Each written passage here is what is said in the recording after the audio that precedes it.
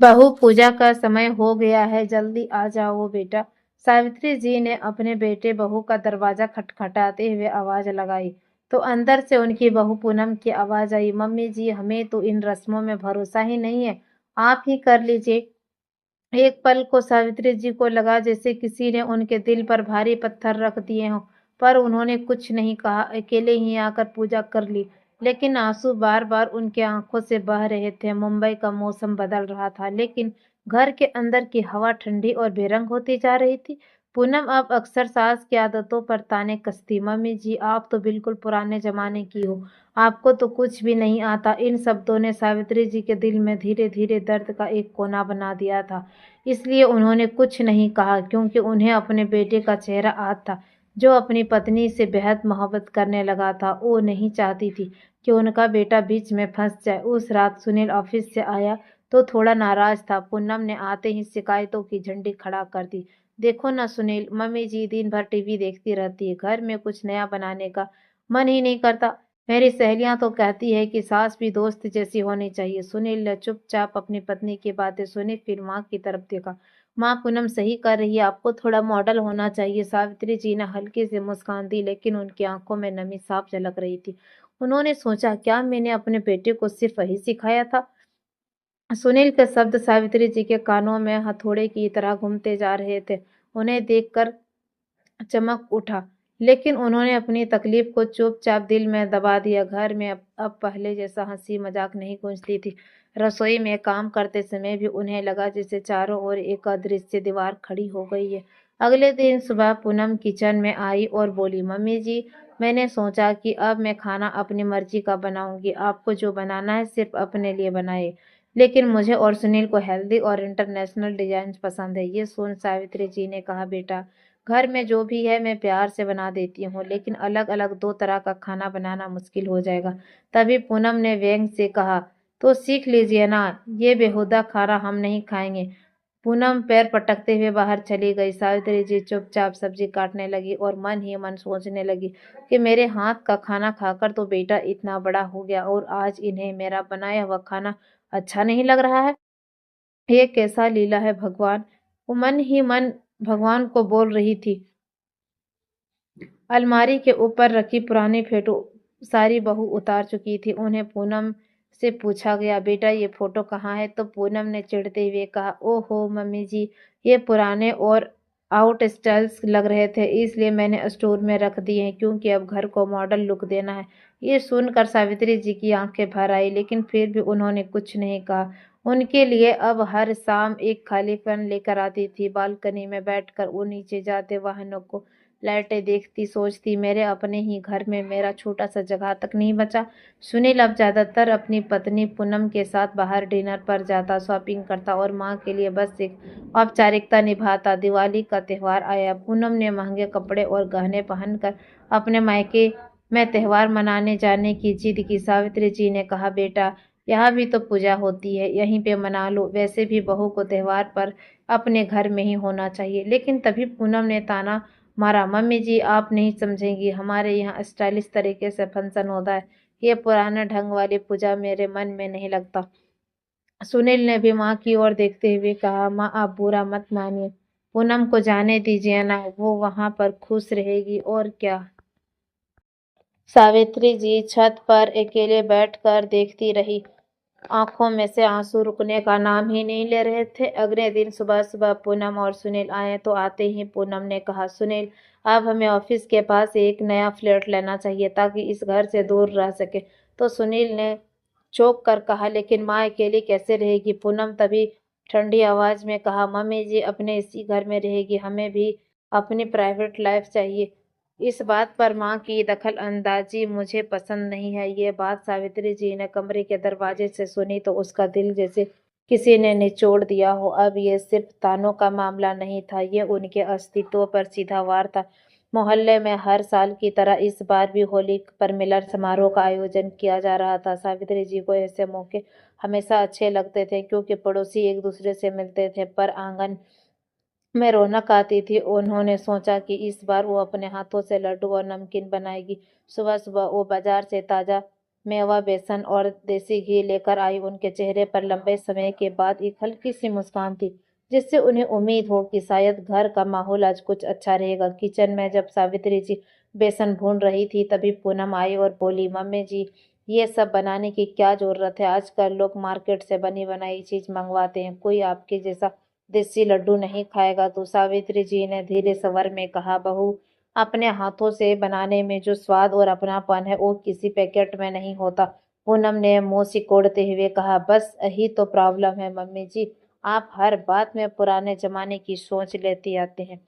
शाम को घर में माहौल के कुछ लोग इकट्ठा हुए। मिठाइयों की प्लेट सज गई। सावित्री जी ने बड़ी खुशी से अपने हाथों में बने लड्डू सबको परोसे। तो पड़ोस की सरला आंटी ने एक लड्डू खाकर कहा, वाह सावित्री, कमाल का स्वाद है। आजकल कौन इतना समय निकालता है? इससे पहले कि सावित्री जी कुछ कहती, पूनम जोर जोर से हंसते हुए बोली, अरे आंटी, मम्मी जी के पास तो और कोई काम होता नहीं है, दिन भर बस किचन और पुराने किस्से। मेहमानों के सामने बहू को अपने ऊपर हंसते देखकर सावित्री जी की आंखें नम हो उठी। उन्होंने मुस्कुराने की कोशिश की, लेकिन आंखों में नमी छलकने लगी। कुछ पड़ोसी चुपचाप एक दूसरे को देखने लगे। माहौल में एक अजीब सा सन्नाटा फैल गया। सुनील भी वहीं बैठा था, लेकिन उसने एक शब्द भी नहीं कहा। सावित्री जी ने उनकी तरफ देखा। उन्हें उम्मीद थी कि शायद बेटा पत्नी को टोकेगा या कम से कम उन्हें तरफदारी तो करेगा, पर सुनील बस मोबाइल पर स्क्रॉल करता जा रहा था, जैसे उसने कुछ सुना ही ना हो। बेटे की ये चुप्पी सावित्री जी के लिए किसी चीख से कम नहीं थी। उन्हें लगा जैसे उनका अपना बेटा भी उसे अपमानित कर रहा हो। मेहमानों के जाने के बाद घर में सन्नाटा था। सावित्री जी अपने कमरे में जाकर बैठ गई। उनके मन में पुरानी आदतें उमड़ने लगी। जब सुनील छोटा था और स्कूल से पहला पुरस्कार लाया था, तो उन्होंने पूरे मोहल्ले में मिठाई बांटी थी। आज वही माहौल उनके बेइज्जती का गवाह बन गया।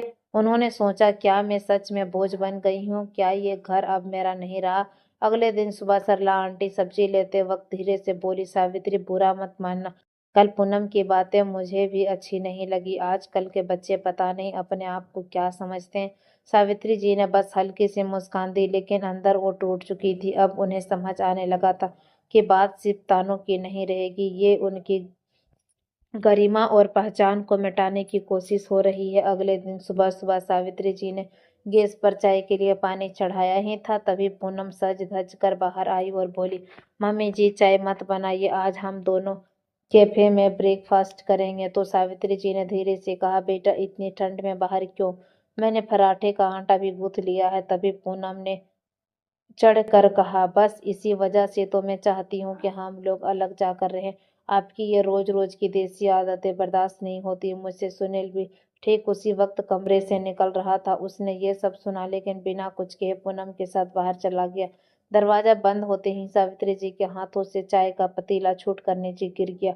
अब उनका दायरा सिर्फ उनके कमरे और रसोई तक सिमट गया था। बैठक में वो अब कम ही बैठती थी, क्योंकि वहां टीवी पर या पूनम तो पसंदीदा शो चलते थे।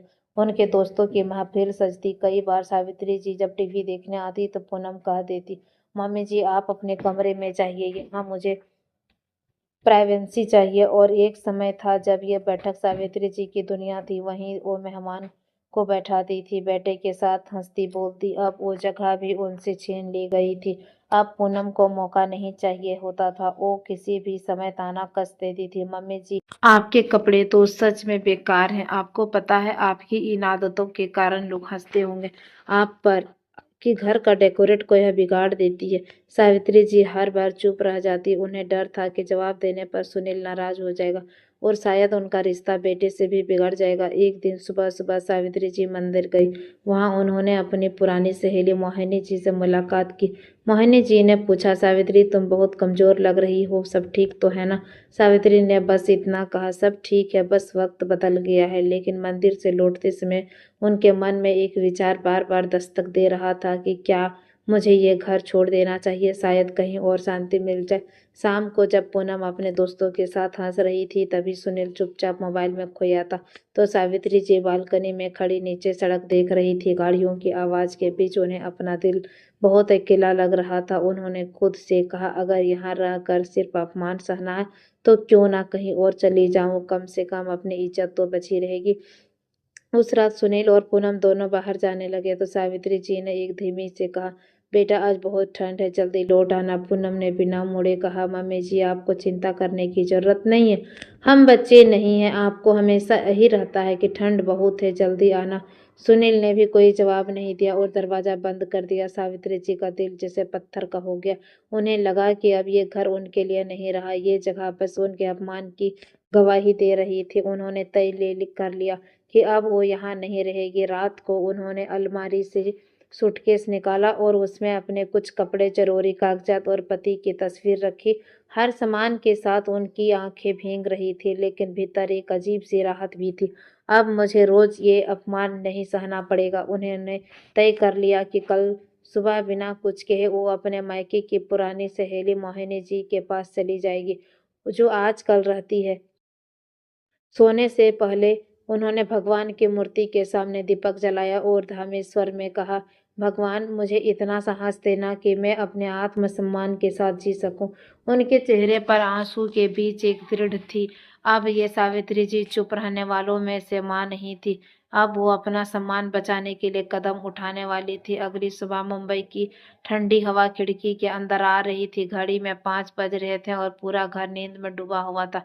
सावित्री जी ने मंदिर में भगवान के चरण छुए। उनकी आंखों में आंसू थे, लेकिन मन में दृढ़ता भी। अब और नहीं, अब मुझे अपनी इज्जत खुद बचानी होगी। सूटकेस हाथ में लेकर उन्होंने बैठक में एक बार चारों ओर नजर दौड़ाई। वो सोफा जहां कभी सुनील उनकी गोद में सिर रखकर टीवी देखता था, वो कोना जहां राम कैलाश जी अखबार पढ़ते थे, सब जैसे किसी पुराने सपने की तरह धुंधला लग रहा था।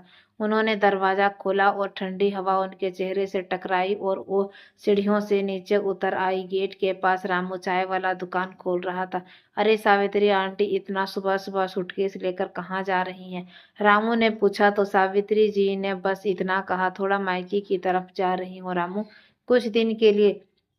रामू ने देखा उनकी आवाज में भारीपन है, लेकिन उसने और सवाल नहीं किया। सुबह 8 बजे पूनम नींद से उठी और किचन में आई। उसे चाय बनाने के लिए गैस पर केतली नहीं मिली। उसने सुनील को आवाज दी, सुनो, मम्मी जी कहाँ है? सुनील ने कमरे में देखा। माँ का बिस्तर खाली था, अलमारी का एक हिस्सा भी खाली था। उसके दिल में एक अजीब सा डर बैठ गया। माँ, उसने पूरे घर में पुकारा पर कोई जवाब नहीं मिला। सुनील की नजर मंदिर पर पड़ी, जहाँ वहां दीपक बुझा हुआ था और भगवान के पास एक छोटा सा कागज रखा था। उसने कांपते हाथों वो कागज उठाया और इसमें लिखा था, बेटा मैं ठीक हूँ, बस इज्जत से जीना चाहती हूँ, इसलिए यहाँ से जा रही हूँ। मेरी चिंता मत करना और खुश रहना। सुनील को अचानक जैसे किसी ने जोर से थप्पड़ मार दिया हो। उसकी आंखें भर आई, लेकिन उसने आंसू छुपाने की कोशिश की। तभी पूनम ने ताना मारा, देखा, मैंने कहा था ना कि मम्मी जी को अपनी पुरानी आदतों के साथ ही रहना है, शायद वही खुश रहेगी वो। लेकिन सुनील ने इस बार गुस्से से अब उसकी तरफ देखा। पूनम चुप रहो, तुम्हें समझ नहीं है, माँ का मजाक नहीं है। मैं पहली बार था जब सुनील ने पूनम को इस तरह से डांटा था। पूनम थोड़ी चुप हो गई, लेकिन उसके चेहरे पर कोई पछतावा नहीं था। दोपहर तक मोहल्ले में खबर फैल गई कि सावित्री जी घर छोड़कर चली गई। सरला आंटी, पड़ोस के लोग दरवाजे पर आकर पूछने लगे, सुनील बेटा सब ठीक तो है ना? सावित्री जी तो बहुत सीधी सादी औरत थी, क्या हुआ? सुनील हर किसी को टाल देता, लेकिन अंदर से वो जानता था कि माँ के जाने की वजह वो और उसकी पत्नी है। उधर सावित्री जी अपनी सहेली मोहिनी जी के घर पहुंच चुकी थी। मोहिनी जी दरवाजा खोलते ही बोली, अरे सावित्री, तू इस वक्त? तो सावित्री जी ने बस इतना कहा, मोहिनी मुझे कुछ दिन तेरे पास रहना है बस, और कुछ मत पूछ। मोहिनी जी ने उन्हें गले से लगाया और कमरे में ले जाकर कहा, तू आराम कर, बाकी बातें बाद में होगी। सावित्री जी के घर छोड़ने के 2 दिन बाद मोहल्ले में चर्चा और तेजी से होने लगी कि सुनील से पूछता गया, बेटा माँ कब और कब लौटेगी? इतनी अच्छी औरत घर छोड़कर चली गई, ये तो बड़ी हैरानी की बात है। सरला आंटी ने तो साफ साफ कह दिया, सुनील बेटा अपनी माँ को वापस ले आओ, माँ का घर से जाना अच्छा संकेत नहीं होता, बाद में तुम बहुत पछताओगे। ये बात ही सुनील के दिल में गहरी उतरने लगी। उसे अपनी माँ की याद आने लगी। वो चाय की खुशबू, वो सुबह का आशीर्वाद और उसके हाथ का बना हुआ खाना। अब घर में सब कुछ फीका और खाली लग रहा था। तीसरे दिन सुबह सुबह उसने तय किया कि अब और देरी नहीं करेगा और अपनी माँ को ऑफिस से छुट्टी लेकर सीधा सावित्री जी के घर पहुंचा। उसे पता था कि माँ वहीं होगी। दरवाजा मोहिनी जी ने खोला। अरे सुनील आओ, तुम्हारी माँ कमरे में है। सुनील ने कमरे में जाकर देखा तो सावित्री जी खिड़की के पास बैठी थी। माँ के हाथ में रामचरितमानस खोले हुए थे, लेकिन निगाहें किताब पर नहीं कहीं दूर थी। वो अपने बेटे को देखकर चौंकी, पर तुरंत नजरें फेर ली। सुनील ने धीमे स्वर में कहा, माँ, सावित्री जी ने बस इतना पूछा, कैसे आना हुआ बेटा? आपको घर से ले जाने आया हूँ।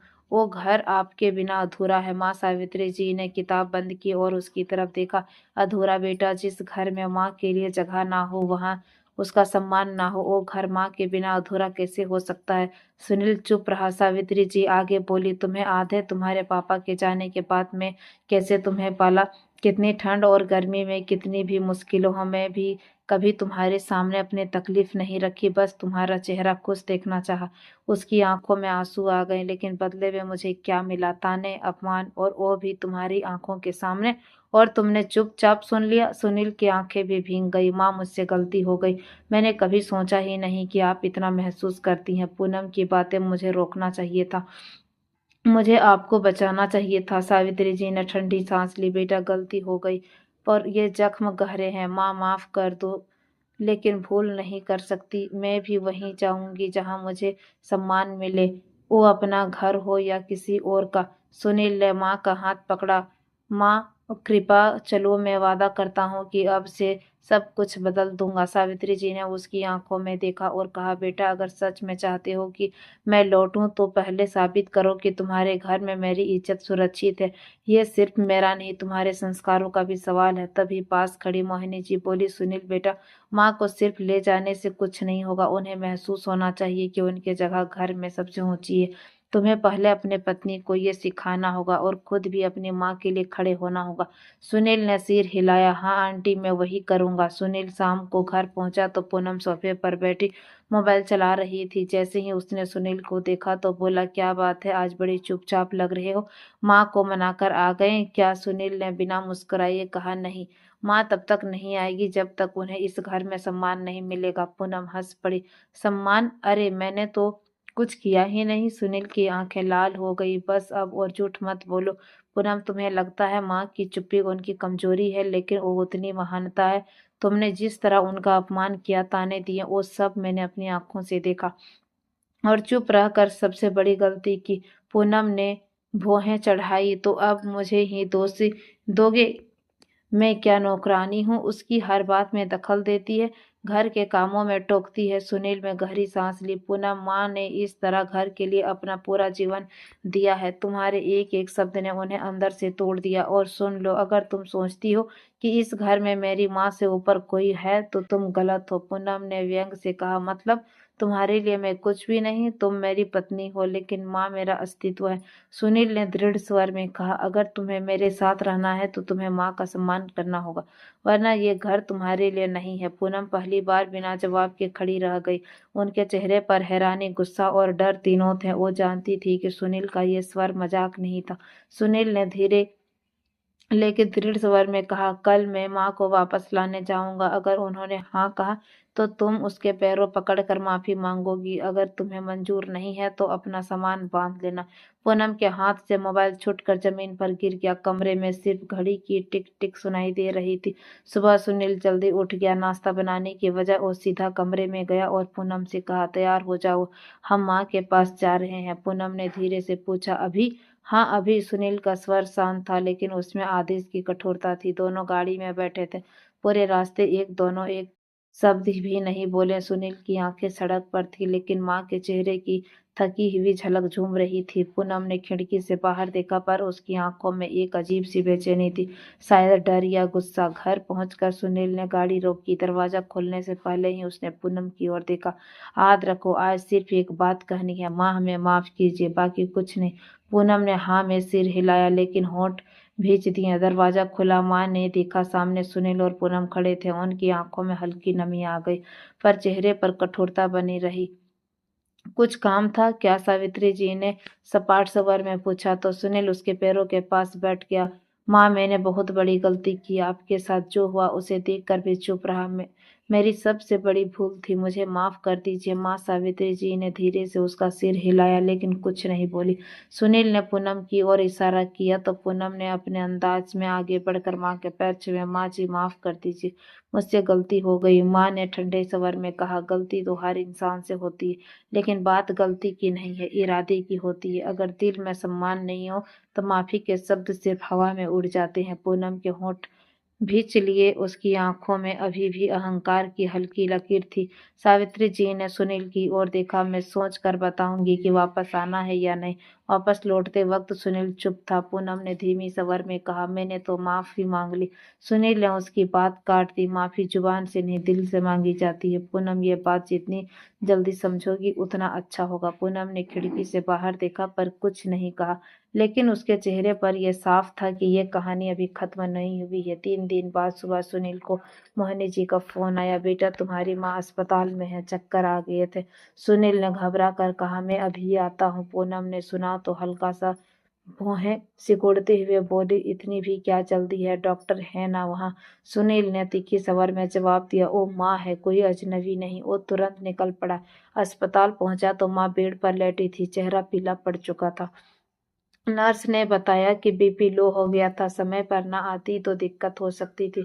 सुनील ने माँ का हाथ थाम लिया तो माँ ने हल्के से मुस्कुराकर कहा, चिंता मत कर बेटा, मैं ठीक हूँ, बस थक गई थी। लेकिन सुनील की आंखें भर आई। शाम को पूनम अस्पताल पहुंची तो सावित्री जी ने उनकी ओर देखा तक नहीं। पूनम ने झेपते हुए पास आकर कहा, माँ जी आप ठीक है? तो माँ ने धीमे से कहा, लेकिन साफ स्वर में कहा, ठीक हूँ, वैसे ही जैसे कोई फूल बारिश में भीगकर फिर सूख जाता है। पूनम के दिल में कुछ चुभा। ये कोई साधारण जवाब नहीं था, ये गहरी पीड़ा थी। रात को पूनम घर लौटी तो सो नहीं सकी। उसे याद आया कि कैसे उसने माँ जी के बातों को तुच्छ समझ कर टाल दिया था, कैसे उसने उनकी जरूरत के समय साथ देने के बजाय ताने मारे थे, और कैसे वो खुद को सही साबित करने में इतनी लगी रही कि सामने वाले की आंखों का दर्द पढ़ नहीं पाई। अगली सुबह पूनम फिर अस्पताल गई, लेकिन इस बार उसके चेहरे पर ना कोई बनावटीपन था, ना कोई दिखावटी। वो धीमे से सावित्री जी के पास बैठी, उसका हाथ पकड़कर बोली, माँ जी मैं बहुत बुरी हूँ। आपके साथ रहते हुए भी मैंने आपको बहुत अकेला महसूस कराया। आपके प्यार को बदला मैंने कटु शब्द से दिया। अगर हो सके तो मुझे माफ कर दीजिए। सावित्री जी ने उसकी आंखों में देखा। इस बार वहां सच में पछतावा था। उन्होंने उसके सिर पर हाथ रखते हुए कहा, गलती इंसान से होती है, लेकिन दिल से बदलने की चाह बहुत कम लोगों में होती है। अगर तू सच में बदलना चाहती है तो मेरी सबसे बड़ी खुशी तू होगी। कुछ दिन बाद सावित्री जी अस्पताल से डिस्चार्ज हुई तो पूनम ने खुद उन्हें अपने घर ले जाने का आग्रह किया। इस बार मैं कोशिश नहीं निभाऊंगी माँ जी। तो सिर्फ सावित्री जी ने मुस्कुरा कर हामी भरी और घर में पहली बार ऐसा सन्नाटा टूटा जिसमें प्यार की आहट थी। अब घर में सुबह की शुरुआत अलग होने लगी थी। पहले जहाँ पूनम देर से सोती रहती, वहां अब वो माँ से पहले उठकर रसोई में पहुंच जाती थी। एक दिन सावित्री जी उठी तो देखी चाय पहले से बन चुकी थी और मेज पर उसके पसंदीदा तुलसी के पत्तों वाली चाय रखी थी। पूनम ने मुस्कुराते हुए कहा, माँ जी आप बस बैठकर चाय पीजिए, रसोई का काम मैं देख लूंगी। सावित्री जी ने हल्के से मुस्कुरा कर कहा। पूनम के सर पर हाथ रख दिया। पूनम को लगा जैसे उसने खजाना सा पा लिया हो। कुछ दिनों बाद मोहल्ले की महिलाएं आंगन में बैठकर बातें कर रही थी। एक महिला बोली, अरे अब तो सुनील की पत्नी बहुत बदल गई है, सुबह सुबह उसकी हंसी सुनाई देती है और अन्नपूर्णा जैसी माँ के साथ काम करती है। सावित्री जी भी ये बातें सुन रही थी। उसके दिल में एक मीठा सा गर्व उतर आया था। रात को सुनील ने माँ के कमरे में आकर कहा, माँ मुझे आज बहुत गर्व हुआ, मोहल्ले में लोग आपको वैसे ही सम्मान दे रहे हैं जैसे पहले देते थे, और ये सब आपकी वजह से हुआ। तो सावित्री जी ने धीरे से जवाब दिया, नहीं बेटा, ये तुम्हारे फैसले की वजह से हुआ। अगर तुम उस दिन मेरे लिए खड़े नहीं होते तो शायद मैं आज यहाँ ना होती। इसलिए हर बेटे को अपनी माँ के सम्मान के लिए जरूर खड़ा होना चाहिए। कहते हुए सावित्री जी की आंखों से खुशी के आंसू बह निकले।